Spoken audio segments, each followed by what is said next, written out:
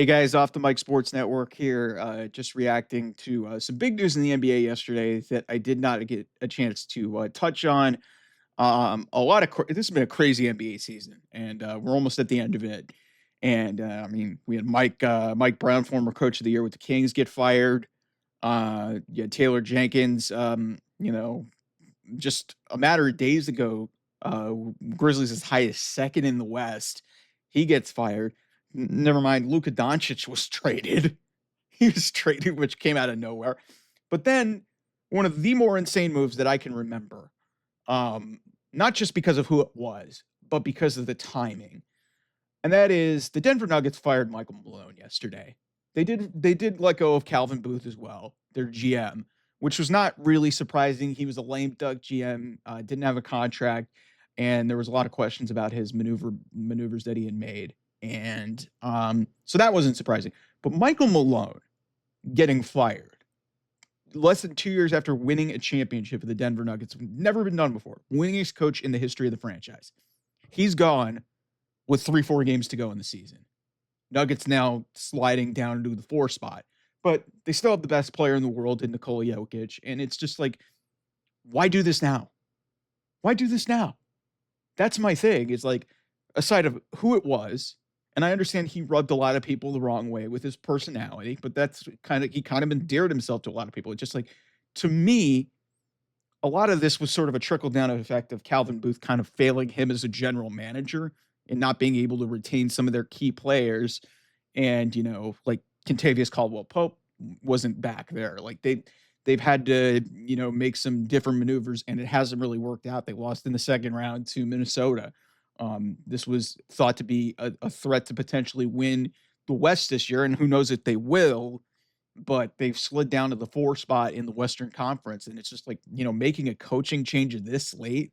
Hey, it's just what's happening here? Like, there's some reports that he lost the locker room, but it's like, you are a playoff team considered by some to be one of the better teams in, the entire NBA. And you fire your coach. You've got the best player in the world on your roster, which is a great equalizer. Granted, there's not a hell of a lot else there. Um, Aaron Gordon, decent role player. They've obviously got Jamal Murray, who's been in and out of the lineup, but it's just like, what the hell is this? This just doesn't make any sense. And extending that, how does Nico Harrison still have a job after making the trade that he did? Yet here we are, and the Denver Nuggets, who have made some bad moves, but nothing nearly approaching trading their best player away for pennies on the dollar. Like, I don't understand what the end game here is for the Kroenke family. Do they think David Adelman is like the future coach here? Again, so many of these moves have been made in the NBA, but this is just the timing of this. It's tied for the latest coach firing in season ever. You don't see this. You see coaches get fired midseason. You saw Mike Brown get fired 5-6 games into the season, but you don't see coaches in the playoff hunt get fired 4 games before this postseason is about to begin. Let alone it's the Denver Nuggets, former champion from 2 years ago, less than 2 years ago. Michael Malone won more games in the history of the Denver Nuggets than anybody else, any other coach. And you make that decision now? I can't justify that. Even if there's like in their mind a good reason to do it and they needed a culture reset, go into the playoffs. Because the odds of this galvanizing everybody, and maybe I'm wrong, but the odds of doing this late and expecting something to change is just insanity to me.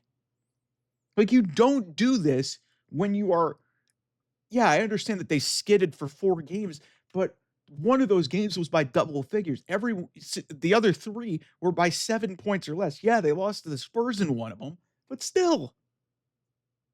It's not like they were getting bludgeoned and it was like they looked lifeless. They still have almost 50 wins this season. What does this accomplish? It doesn't really accomplish anything. It's like, hey, if I will gladly come on here if the Denver Nuggets somehow win an NBA championship with David Adelman as their head coach and then promote him up. I it's probably not gonna they probably weren't gonna win it with like, even with Jokic, it's gonna be hard for anybody to beat Oklahoma City. Denver's got the capability to do that because they got the best player in the world, but he's gonna need help. And going to an interim head coach right before the postseason just feels ridiculous. And I thought what the Memphis Grizzlies did was pretty insane. Like, they've fallen all the way down to, like, 8 since being number 2, and, like, they've got, some issues with, some of their players, and obviously Ja Morant's got a whole bunch of personal stuff behind it, but that just feels crazy. The point is, I just don't know what can be gained from doing this late in the season. And by extension, there's people who are still employed in the NBA that have done far worse than Michael Malone and and still have jobs. I just don't understand it. I really don't get it. So, anyway, thanks so much for watching. I will see you guys soon. Bye-bye.